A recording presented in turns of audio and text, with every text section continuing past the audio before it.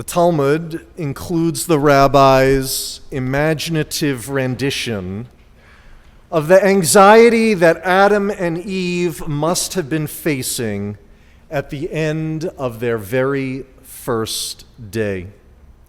They were sitting together, perhaps under a particularly shady and sturdy tree in the garden, when they noticed, with fear and confusion, that the sun was sinking into the sky before them. And Adam explained, "Woe is me! I must have done something wrong, for the world is darkening, and returning to desolation because of whatever I did. This is the death that heaven has decreed for me." They wept throughout that first cold, dark night, thinking that light had left the universe forever. And then they watched in awe as the sun rose slowly like a column in the sky, and Adam said, "Behold, such is the way of nature, and we didn't even realize it." The miracle of the sunset and sunrise is matched by the moon's monthly cycle.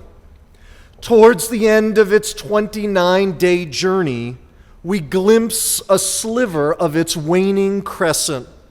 But then, the moon literally disappears from our field of vision as it becomes new again. It's only several days into the new cycle that its waxing crescent becomes visible to us. The sun and the moon together teach us about the natural cycle of living and renewing that is literally encoded in nature.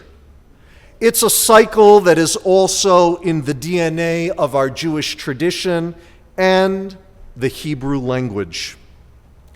Consider the Hebrew word for month and one of the words for moon. It's the word chodesh.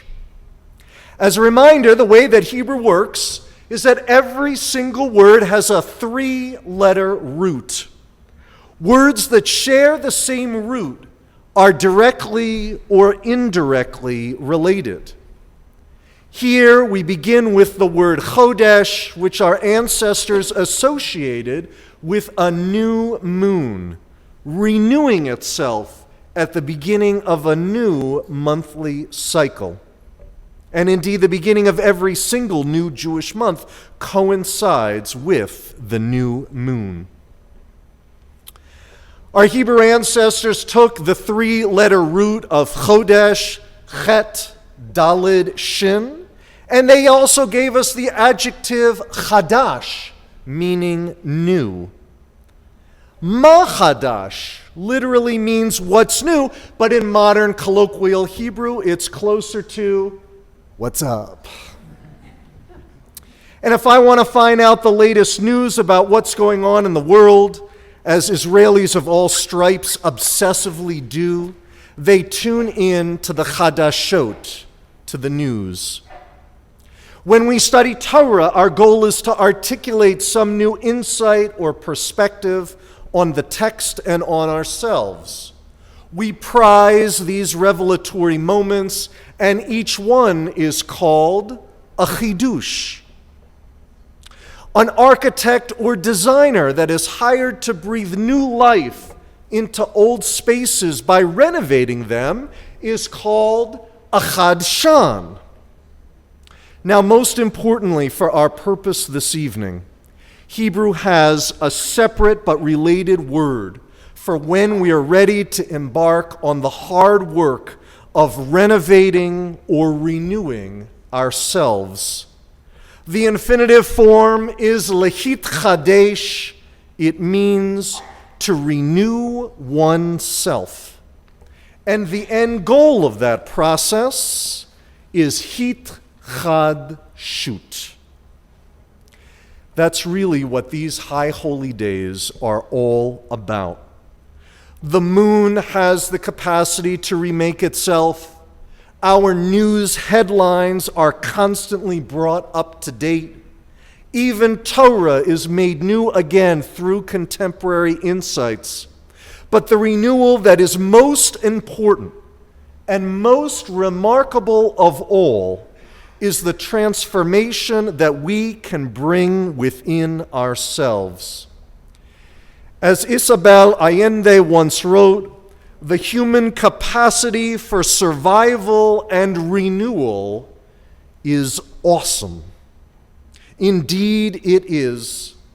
Our capacity to do it is a gift, and this season invites us to make the most of the opportunity by urging us to turn inward to the interior brokenness of our own lives and to turn outward toward the ills of our world.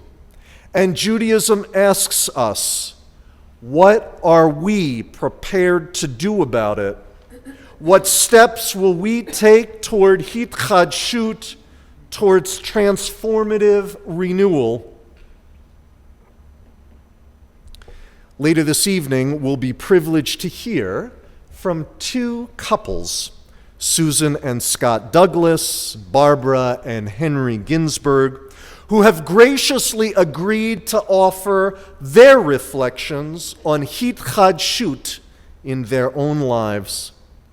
I know that you join me in thanking them not only for sharing of themselves, but also for inspiring all of us to do the same with one another during this evening's oneg. I'll leave you now with words of hope. The biblical author in Lamentations chapter 5 wrote, Hashivenu Adonai elecha v'nashuva chadesh yameinu kikedem. The words were so powerful that the rabbis included them in our prayer book, and we still sing them today every single time we return Torah to the Ark.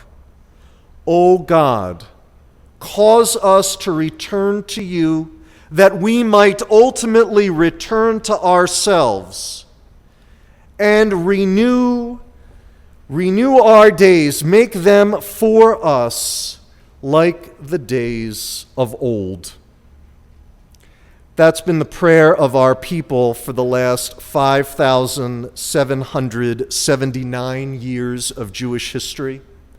We reaffirm and renew those words tonight, along with the faith of our ancestors that inspired them. Shana Tova.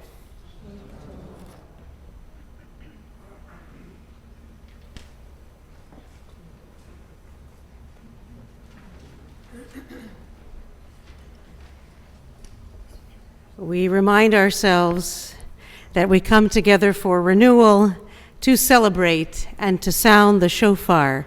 Page 15.